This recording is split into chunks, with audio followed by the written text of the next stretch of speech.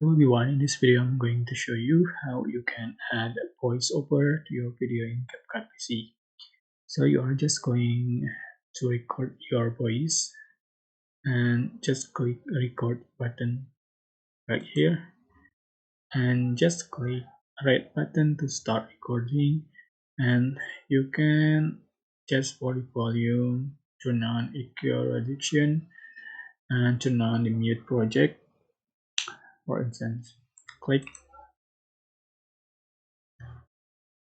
check check check check check. You can listen and also check check check check check. So you can record your voice according to video needed. Alright.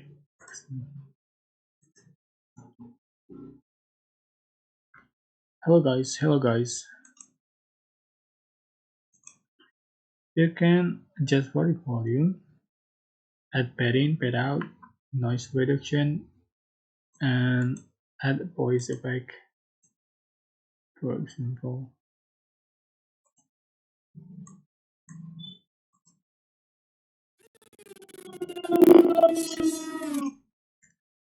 just for the strange